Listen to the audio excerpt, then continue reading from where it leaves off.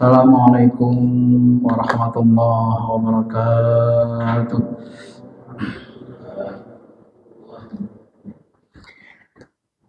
Alhamdulillahirabbil alamin wal aqibatu lil muttaqin wala udwana illa 'alal zalimin. Asyhadu an la ilaha illallah rabbuna rabbul alamin wa asyhadu anna sayyidina Muhammad rasulullah sayyidil mursalin. Allahumma shalli ala habibina syafi'ina wa maulana Muhammadin wa ala alihi wa sahbihi ajma'in, amma ba'd.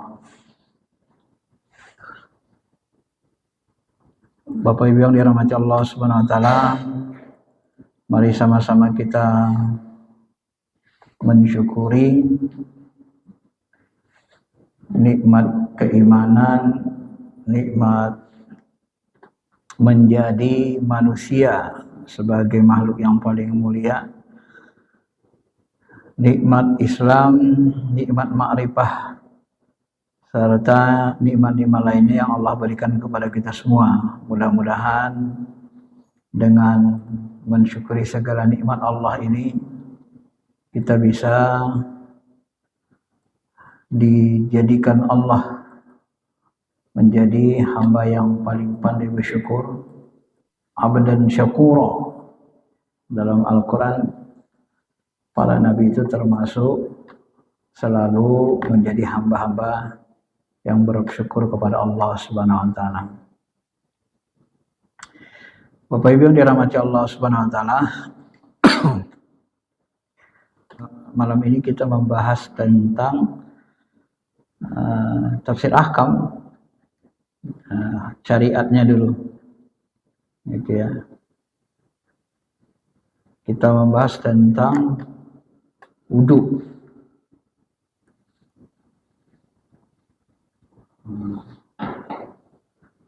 Tata cara berwudu. Selingi. Dalam Islam ini kan ada ilmu syariat, ilmu zahir, ada ilmu batin. Kalau kita ikut tarekat, maka kita diperbaiki dari dalam, dari batinnya, baru keluar. Kalau kita belajar fikih, tafsir ahkam, syariah, maka yang diperbaiki dari luarnya, fisiknya. Ya. Yang diharapkan fisiknya juga bisa menembus ke dalam. Apabila kita rajin sholat, rajin baca Quran, harapannya tentu dia nanti berbekas ke dalam, gitu ya. Bapak Ibu yang dirahmati Allah Subhanahu wa taala. Nah, ini coba kita bahas tentang tafsir ahkam saja dulu malam ini ya. Selingan. Kita belajar tasawuf. Al-Maidah ayat 6 tentang wudu. Ya ayyuhalladzina amanu idza qumtum ilas shalat faghsilu wujuhakum wa aydiyakum ilal marafiq wamsahu bi ru'usikum wa arjulakum ilal ka'bain. Wa in kuntum junuban fatahharu wa in kuntum marada aw ala safarin aw jaa ahadum minkum minal ghaib aw lamastumun nisa falam tajidu ma'am fatayammamu sa'idan thayyiba famsahu bi wujuhikum wa aydikum min ma yuridullahu liyaj'ala 'alaikum min haraj walakin yuridu liyutahhirukum waliyutimma ni'matahu 'alaikum la'allakum tashkurun. Surah Al-Maidah ayat 6. Terjemahan ayat ini, wahai orang-orang beriman, apabila kamu berdiri untuk melaksanakan sholat, maka basuhlah wajahmu, kedua tanganmu sampai siku, dan sapulah biru'usikum, kepalamu, rambutmu, wa arjulakum, dan kakimu sampai mata kaki. Wa in kuntum junuban, dan apabila kamu dalam keadaan junub, maka bersucilah. Ya. Bersuci di sini mandilah. Wa in kuntum marado, apabila kamu sakit, aw ala safar, atau dalam perjalanan, aw jaa ahadum minkum minal ghaid, atau keluar kembali dari tempat buang air kecil, ya, tempat haid, buang air besar gitu. Haid itu buang air besar gitu ya. Aula mastumun nisa, atau lamasa, menyentuh wanita. Secara bahasa artinya menyentuh. Walaupun nanti ulama menafsirkan, ada yang memahami ini kalau auja ahadum minal ghaid, keluar dari jamban, ini hadas kecil, buang air kecil, buang air besar. Lamastumun nisa ini sebahagian ulama seperti Sayyid Qutb mengartikan campur, ini hadas besar ya, hubungan suami istri. Cuma dalam fikih Syafi'iyah nanti ini diartikan lamasa, menyentuh, tafsirin tekstual. Falam tajidu ma'am. Nah, kalau kamu buang air besar atau menyentuh wanita dan kemudian tidak ketemu dengan air, fatayammamu sha'idan thayyiba, maka hendaklah bertayamum dengan sha'idan thayyiba, dengan debu yang bersih. Ini tayamum namanya. Bagaimana cara tayamum? Famsahu biwujuhikum, sapu kamu wajahmu, wa aidikum, tangan kamu. Tangan kamu di sini tidak ada kata sampai siku, maka pergelangan tangan nanti dipahami ulama. Ma yuridullahu liyaj'alaikum, Allah tidak ingin menyusahkan kamu sebenarnya, menyusah-nyusahkan hidupmu. Dia sebenarnya ingin liutahhirukum, mensucikan kamu dan menyempurnakan nikmatnya kepadamu. Mudah-mudahan kamu bisa bersyukur. Nah, Masyaallah muslimin jemaah yang dirahmati Allah, itu terjemahnya. Nah, ini mau kita ambil hukum-hukum yang ada dalam ayat ini kan gitu. Nah, ini ayat ini kata ulama turun berkenaan ya, seperti Kusyairi dan Ibnu Atiyah menyebut ayat ini turun berkaitan dengan Aisyah. Aisyah itu pernah kehilangan kalung dalam perang Muraisi ya. Ketika istri beliau mendapat giliran mencari beliau SAW dalam perang Muraisi, Aisyah ikut dalam perang itu. Tapi dalam perang itu Aisyah kehilangan kalungnya saat menuju pulang. Setelah perang mau menuju Madinah, hilang kalungnya. Dicari-cari, akhirnya dia telat. Ya. Para sahabat beristirahat di sebuah tempat. Saat itu Aisyah keluar dari sekedupnya, semacam tandu yang berada di atas punggung unta. Karena Aisyah ini kecil kan, dia keluar karena jatuh kalung emasnya, ya. Maka dia keluar ya, untuk mencari kalungnya itu. Saat kembali dia mencari kalungnya ini, ya, tiba-tiba rombongan sudah hilang, ketinggalan dia Pak. Tinggalan dia. Maka Rasulullah sudah memerintahkan sahabat-sahabat sudah berangkat ke Madinah. Ya. Para sahabat ketika menaikkan sekedup itu, biasanya kan kayak tandu gitu kan, di atas kuda atau unta gitu kan, tempat wanita. Kalau zaman kerajaan kan ada itu kan, film-film Cina itu ditandu gitu kan.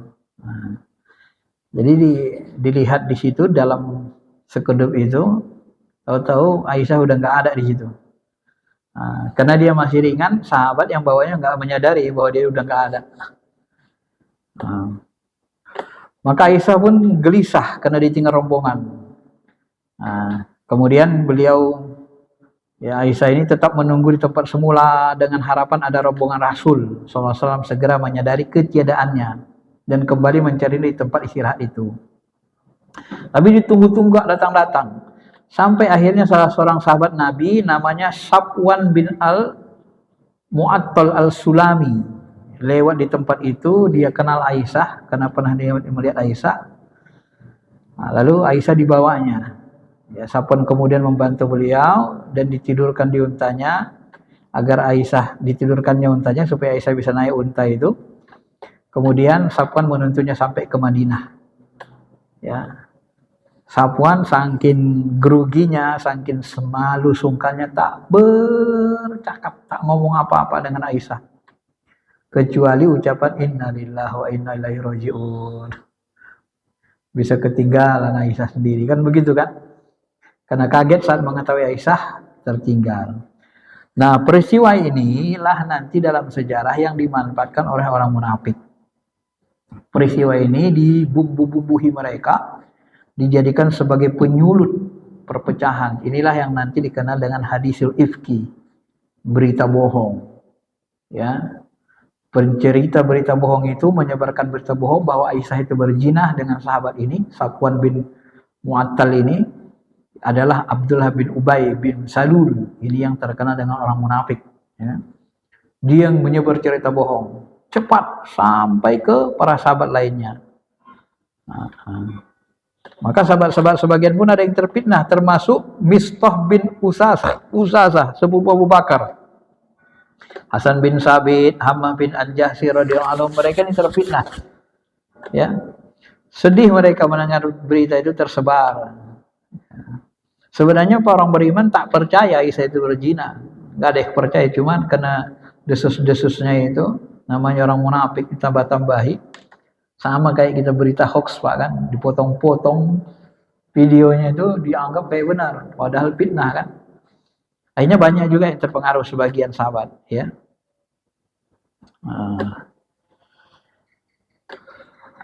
Sebagai respon berita buruk ini, Sa'ad bin Mu'az, dia menyatakan kesiapannya untuk membunuh kaum Aus yang terlibat dalam penyebaran berita dusta ini. Sementara Sa'ad bin Ubadah tidak setuju dengan sikap Sa'ad bin Mu'az, tidak usah katanya. Nanti tambah masalah. Hampir saja kekacauan terjadi di tengah para sahabat. Dan akhirnya Aisyah ini, ya, selama sebulan minta tidur di rumah ayahnya Abu Bakar. Dan dia sakit gara-gara itu, dituduh berzina oleh sebahagian orang munafik kan. Ditunggu sebulan lamanya sampai dia bermohon kepada Allah supaya diturunkan petunjuk, dan turunlah Al-Quran surah An-Nur ayat 11 sampai 20 yang maknanya mensucikan Aisyah dan menyatakan bahwa itu berita bohong, dan orang-orang yang penyebar berita bohong itu akan diazab oleh Allah Subhanahu wa taala dengan azab yang pedih. Ini sebagai pelajaran gitu ya. Jadi ini turun berkaitan juga dengan ini. Masyarul muslimin, jemaah yang dirahmati Allah. Nah, kita ambil makna hukum dari ayat ini, ya. Ya ayyuhalladzina amanu, hai orang beriman, idza qumtum ilas shalah. Idza qumtum ilas shalah. Idza qumtum, arti dasarnya sebenarnya jika kamu sudah dirikan salat, qoma yaqumu qumtum. Nah, cuma di sini dimaksudkan, ulama berbeda pendapat memahaminya ini. Nah, bedanya di mana? Nah, sebagian ulama mengatakan idza qumtum ila shalat, setiap kamu mau mendirikan salat, faghsilu wujuhakum, maka berwudu. Maka setiap kali kita salat, wudu. Jadi kita salat maghrib tadi wudu kan? Nanti mau isya wudu lagi. Gitu. Sebagian ulama menyebut gitu. Jadi setiap mau salat kita wudu. Ini yang dilakukan Imam Ali, termasuk Imam Ad-Darimi dalam hadisnya, ya. Beliau meriwayatkan sama dari Ikrimah. Ternyata telah diteliti, digabung hadis-hadisnya, ya. Ternyata ini adalah perbuatan Nabi, kewajiban khusus bagi Nabi. Meskipun demikian, kata Ibnu Sirin, Khalifah Khulafaur Rasyidin selalu berwudu, setiap kali salat wudu, setiap kali salat wudu.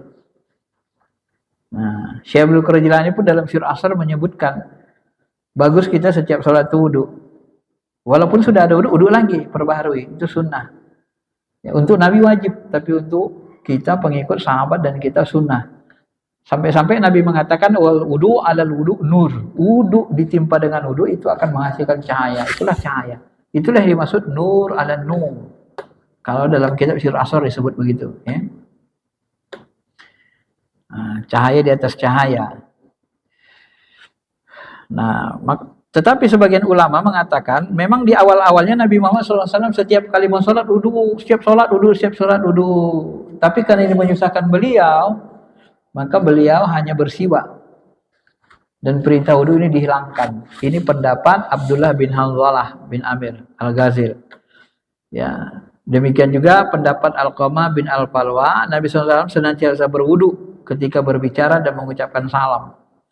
Kemudian turun ayat ini sebagai rukhsah. Imam Muslim juga meriwayatkan dari Buraidah bahwa Nabi SAW selalu berwudu untuk sholatnya. Namun pada hari penaklukan kota Makkah, beliau melaksanakan beberapa sholat dengan satu kali wudu. Dan beliau pun mengusap kedua khufnya. Umar heran, lalu bertanya, "Ya Rasul, sungguhnya hari ini engkau melakukan sesuatu yang tak pernah kau lakukan. Biasanya kau mau sholat berwudu, mau sholat berwudu." Nah, kata Rasul, "Aku melakukannya dengan sengaja." Nah, dari situ dipahami sudah tak wajib lagi. Ya. Nah, ini juga yang dikatakan Tirmizi dari Anas, Nabi SAW setiap kali mau sholat berwudu. Baik beliau ke dalam suci atau tidak suci, beliau tetap berwudu. Nah, ini kebiasaan Nabi SAW. Ya. Tetapi kata Anas bin Malik, bagaimana dengan kalian? Apakah kalian juga mengikut Nabi seperti itu? Kata Anas, tidak. Kami melakukan wudu satu kali saja. Jadi memang itu ditekankan pada Nabi SAW dan akhirnya Nabi sendiri kadang meringankannya gitu. Artinya memang kalau bisa setiap mau sholat kita wudu, tapi kalau tidak ya cukup satu kali wudu seperti sahabat dan itu sunnah ya. Nah, itu yang dimaksud dengan iza qumtum ila sholat. Apabila kamu mau mendirikan sholat, faghsilu wujuhakum, basuhlah wajahmu. Basuhlah wajahmu. Nah, masyarul muslimin, jemaah yang dirahmati Allah Subhanahu wa taala. Apa yang dimaksud dengan wajah di sini? Faghsilu wujuhakum. Nah, itu kan yang pertama. Maka nanti membasuh wajah ini salah satu bahagian dari rukun sholat. Ya, membasuh wajah. Yang pertama kita harus pahami apa yang dimaksud dengan wajah. Ya kan? Nah, ini ulama menjelaskan ya. Kalau Imam Malik dia bilang membasuh wajah itu memindahkan air ke wajah dan tangan harus diusap. Jadi kita ambil air ke tangan baru kita pindahkan ke wajah. Nah, itu model Imam Malik. Kalau Imam Syafi'i langsung dibasuhkan aja ke wajah itu air itu, gitu ya. Nah, sebagian mazhab begitu. Ini dalam memahami membasuh wajah ini. Ya.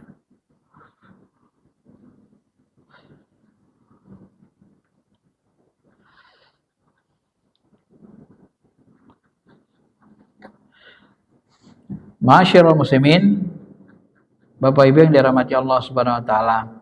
Ya. Kemudian di dalam kitab Tafsir Ahkam Al-Qurtubi ini disebut ya,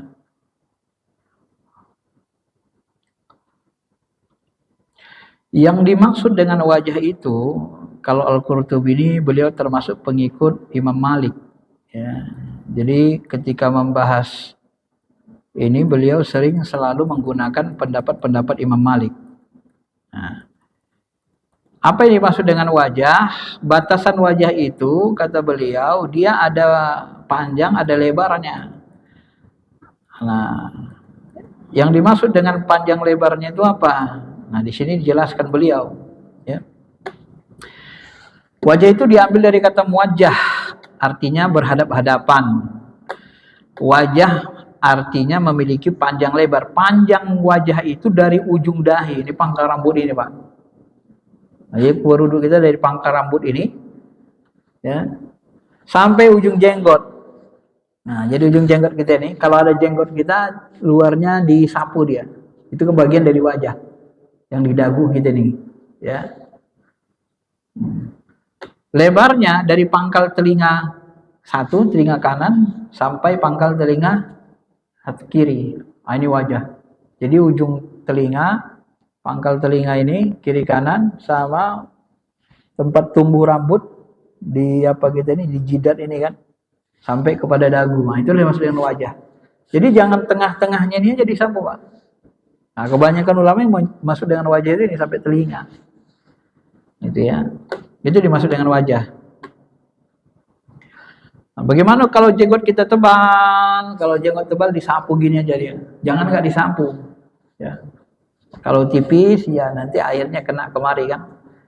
Kalau tebal disapu jenggotnya. Tidak wajib kata Imam Malik di sela-sela. Ya.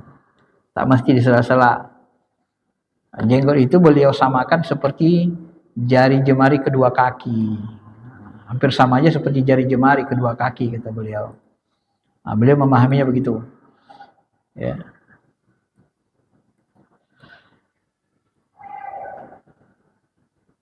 Jadi wajah itu harus kita pahami, jangan sepele Pak ya. Kadang-kadang ada orang tengahnya aja kan, diginikannya, nggak sah wudunya sebenarnya itu. Karena ulama mazhab tidak ada yang pakai pendapat wajah itu tengah saja gitu, tidak ada yang seperti itu.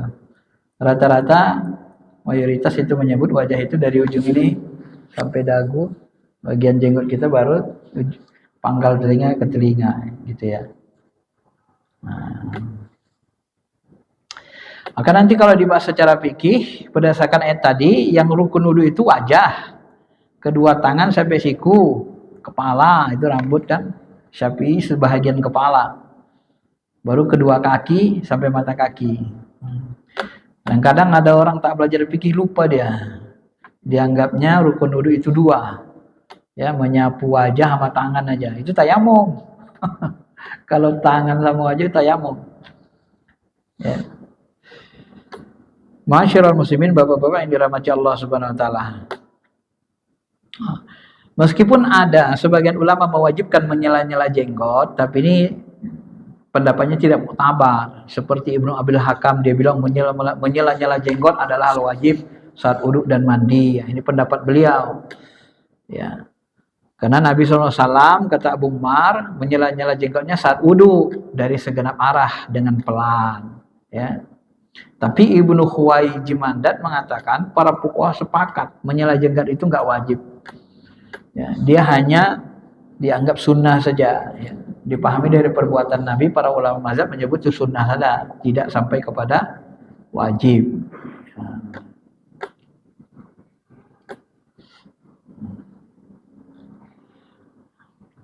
Walaupun nanti memang ya gitu juga kan, namanya ulama beda pendapat.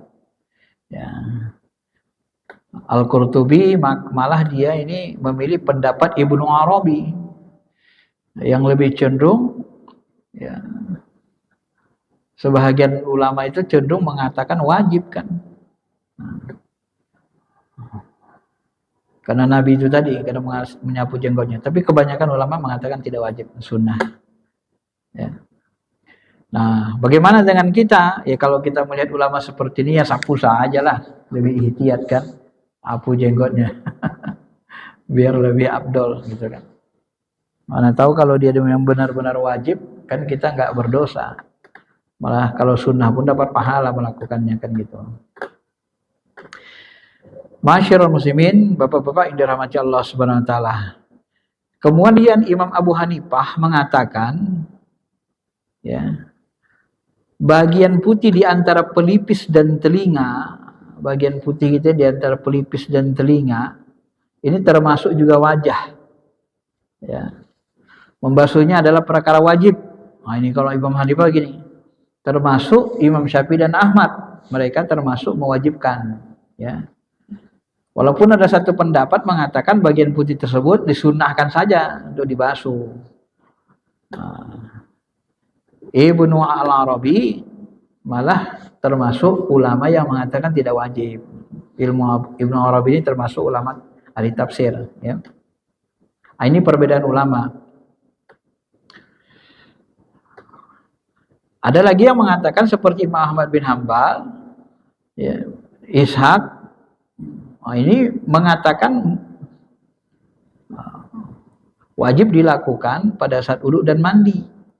Jadi kalau wudhu kita mandi wajib.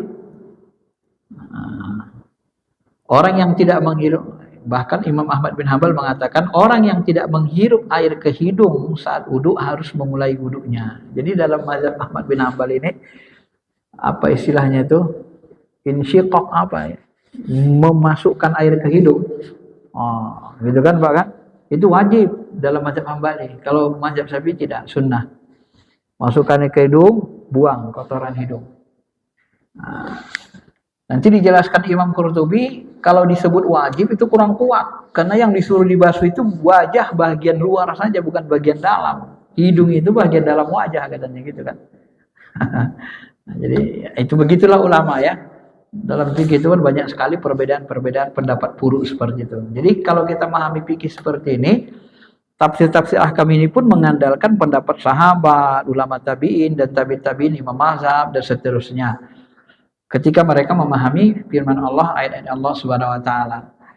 Nah, terjadi perbedaan-perbedaan dan perbedaan-perbedaan itu tidak membuat mereka saling mengatakan, lu sesat, masuk neraka bid'ah. Tidak begitu. Dalam fikih itu perbedaan buruk itu tidak ada hukum bid'ah sesat begitu. Ya. Nah, disitulah bedanya. Walaupun itu ibadah mahdoh, ibadah mahdoh. Tapi mereka tidak berhukum kepada bid'ah sesat. Tidak begitu cara berhukumnya. Tapi kalau nggak sunnah wajib. Jadi berhukum kepada hukum yang 5. Nah, itulah bedanya nanti ulama-ulama yang belajar fikih, tafsir ahkam secara rinci dengan ulama-ulama yang mengandalkan ilmu hadis, kurang mempelajari ahkam yang khamsah itu tadi, ya. Masyarul muslimin, bapak-bapak yang dirahmati Allah. Kemudian dari ayat ini juga diambil pendapat, bisa diambil hukumnya. Mayoritas ulama mengatakan wudu itu harus disertai niat. Ini diambil dari hadis Rasul yang umum, innamal amalu binniyat. Maka rukun wudu itu dalam mazhab Syafi'i jadi 6. Niat, basuh wajah, tangan sampai siku, kepala, sebagian kepala, kaki sampai mata kaki, tertib. Jadi 6 dia. Ya.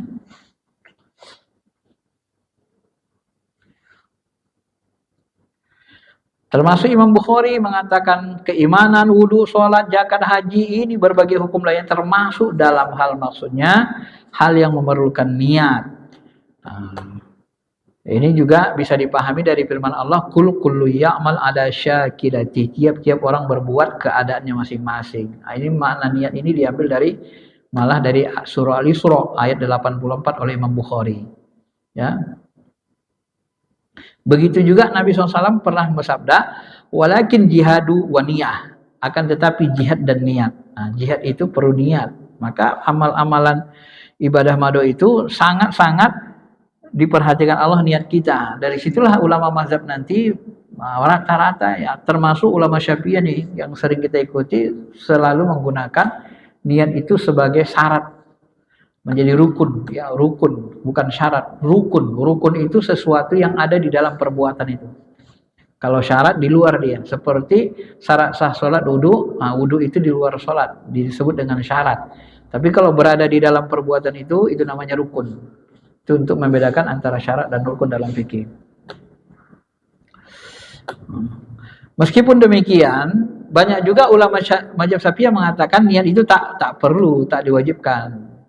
Ya, termasuk mazhab Hanafi. Niat hanya wajib dalam hal-hal fardu yang zatnya memang menjadi tujuan. Nah, ini pula. Jadi wajib niat itu pada hal-hal fardu yang zatnya menjadi tujuan, bukan sebagai sebab bagi sahnya sesuatu yang lain.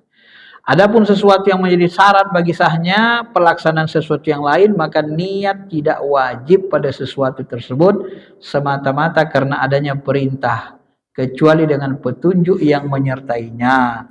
Maka dalam hal ini toharah wudu hanyalah sebuah syarat sah sholat. Sebab orang yang tidak diwajibkan sholat tidak diwajibkan bersuci dan berwudu. Nah, maka dalam sholat itu, dalam wudu itu sebahagian ulama Syafi'i banyak juga yang mengatakan tak apalah wajib gitu. Karena udah tahunya dia mau sholat gitu kan. Tahuan. Adapun ulama Syafi'i yang mewajibkannya dengan ulama mazhab Maliki, mereka mengatakan wajib, ya. Mereka berdasarkan kepada iza qumtum ila shalat faghsilu wujuhakum, kepada penggalan ini. Ketika mengerjakan basuhan diwajibkan, maka niat pun menjadi syarat bagi sahnya mengerjakan basuhan tersebut. Nah, jadi ketika mengerjakan basuhan wajib, membasuh itu wajib, maka berniat pun menjadi wajib. Karena untuk membasuh untuk berwudu gitu ya. Karena apa yang diwajibkan itu datang dari Allah, maka wajiblah mengerjakan apa yang diperintahkan Allah. Karena kewajiban itu dari Allah, maka wajiblah melaksanakan syariat. Jika kita berpendapat niat tak wajib, maka bermaksud untuk melaksanakan perintah Allah pun tak wajib. Kalau tak wajib niat berarti berniat atau bermaksud untuk melaksanakan perintah Allah jadi tak wajib juga jadinya. Nah, itu pula alasannya kan. Nah, maka kita ikutin saja lah. Supaya kalau bahasa apanya ihtiyatnya ya kita niat aja. Supaya lebih sempurna kan. Walaupun pendapat ulama itu berbeda-beda ya.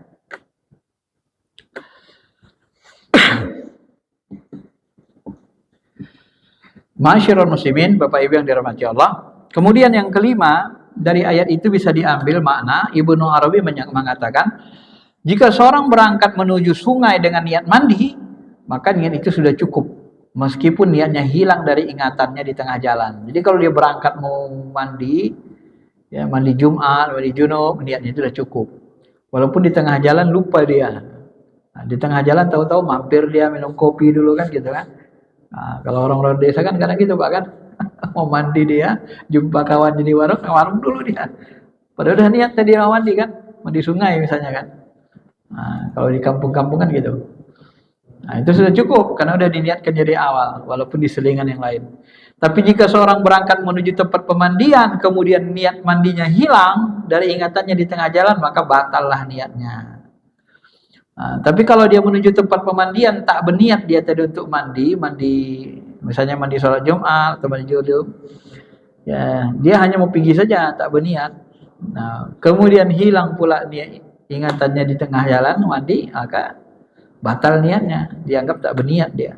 Nah, ini pemahaman Ibnu Arabi ya. Qadi Abu Bakar bin Al-Arabi berkata disamakan dengan kebodohan. Para mufti yang mengatakan niat sholat itu disimpulkan menjadi dua pendapat. Dalam hal ini mereka mengemukakan nas yang diambil dari orang yang tidak dapat membedakan antara perkiraan dan keyakinan. Di mana nas itu menyatakan bahwa niat sholat boleh didahulukan dari takbir. Ya Allah wahai Tuhan semesta alam, siapakah umat yang hendak menjadi seorang mufti dan mujtahid itu namun tidak mendapatkan persetujuan dan dukungan dari Allah? Nah, ini pendapat Abu Bakar yang mengkritik ya, orang yang berfatwa yang menganggap fatwanya itu tidak didukung oleh firman Allah. Nah, maka ketahuilah kata beliau, semoga Allah merahmati kalian bahwa niat wudu itu masih diperselisihkan di karangan para ulama hal wajib tidaknya. Pendapat yang diriwayatkan dari Malik sendiri berbeda-beda dalam hal ini. Ketika niat wudu belum menjadi sebuah kesepakatan, maka boleh didahulukan pada beberapa tempat. Adapun niat sholat, tidak ada seorang imam pun yang mempersisihkannya. Jadi yang berbeda pendapat itu niat wudhu tadi. Kalau niat sholat wajib, gitu ya. Sebab sholat ibadah pokok menjadi tujuan, jadi harus diniatkan. Kemudian wa aydiyakum ilal marafiq, dan tanganmu, basuh tanganmu sampai siku. Nah, ulama beda pendapat juga tentang apakah mana bagian dari siku ini, apakah siku ini masuk dalam yang harus dibasuh atau tidak? Kan disebut Quran sampai siku. Apakah sikunya masuk wajib dibasuh atau tidak? Nah, sebagian ulama menyebut iya, sikunya juga wajib. Karena disebut sampai siku. Sebab jika sesuatu yang terletak setelah lapas ilah adalah jenis dari sesuatu yang terletak sebelum lapas ilah, maka sesuatu yang terletak sesudah lapas ilah termasuk bagian dari sesuatu itu. Sebelum lapas ilah. Jadi sesudah ilah itu ilal marofik siku itu bahagian dari yang diwajibkan dengan sebelumnya. Kalau bahasa kita dari sini sampai sono ya, sononya itu kena gitu ya. Ini yang disebut dengan oleh Sibawayh ahli bahasa Arab. Sibawayh ini ahli bahasa Arab ini, Imam Sibawayh. Jadi dia memahaminya secara textual bahasa Arab. Tapi satu pendapat mengatakan siku tidak termasuk bagian yang harus dibasuh. Kedua riwayat ini pun diriwayatkan dari Imam Malik. Dua riwayat ini pendapat Imam Malik. Masing-masing ada rawinya. Jadi Imam Majab itu pun kadang-kadang dua pendapatnya. Satu waktu dia katakan begini, satu waktu begitu memahaminya. Itulah. Ya makanya kita dalam khilafiyah ini tidak boleh terlalu tegang-tegang kan di dalam al-furu' ini kan, maksain pendapat. Yang kedua adalah pendapat ashab, ya sahabat-sahabat Imam Malik. Sedangkan riwayat yang pertama adalah pendapat yang dianut mayoritas ulama. Ya. Jadi mayoritas ulama ini mengatakan siku itu masuk dalam pendapat ini. Nah, Maka nanti sebagian ulama mengatakan juga bahwa lafaz ila itu mengandung makna ma'a bersama. Contohnya ucapan mereka az-zauj ila ad-daud. Ibilun. 3 sampai 10 ekor unta bersama 3 sampai 10 ekor unta adalah unta. Itu kan 10 ekor sampai 10 ekor unta adalah unta. Jadi sampainya itu menunjukkan bersama. Ya, yakni ma'zaud zaud bersama 3 sampai 10 ekor unta. Jadi itu dimasukkan ke dalam yang diwajibkan secara lafziyah begitu.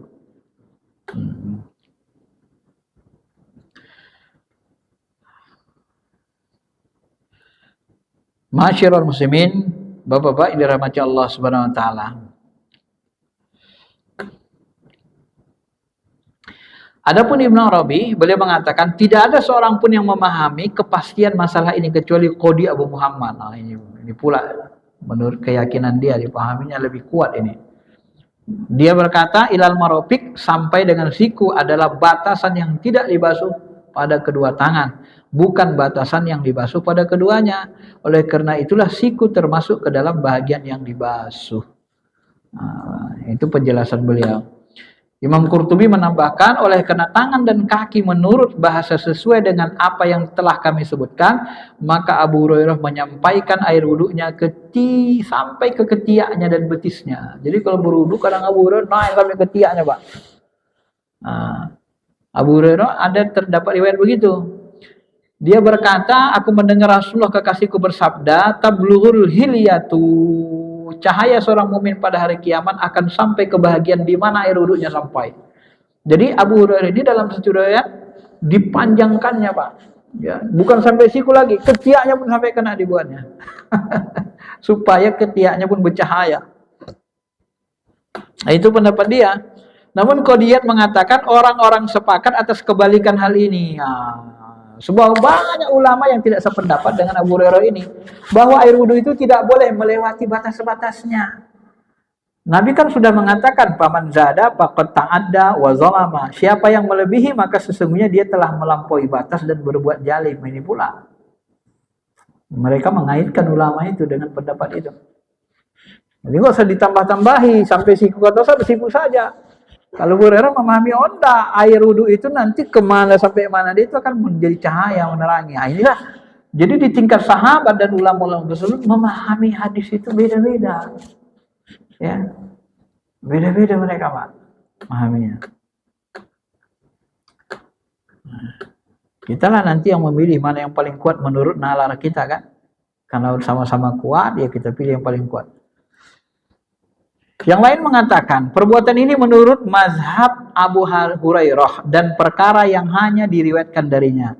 Abu Hurairah tidak meriwayatkan dari Nabi SAW, akan tetapi dia menyimpulkan sabda Rasulullah sendiri. Jadi dia tidak meriwayatkan dari Nabi, tetapi dia pahami kata-kata Nabi itu. Antum al-kharrul muhajjalun. Kalian adalah orang-orang yang bercahaya yang membias dari kening tangan kaki bekas wudu. Jadi mana-mana yang menjadi bekas wudu, itu nanti akan bercahaya. Maka sering dilebihkan sahabat. Kaki sampai mata kaki dibuatnya sampai betis, sampai lutut gitu kan. Dengan niat bercahaya. Itu Abu Hurairah mahamnya begitu pula.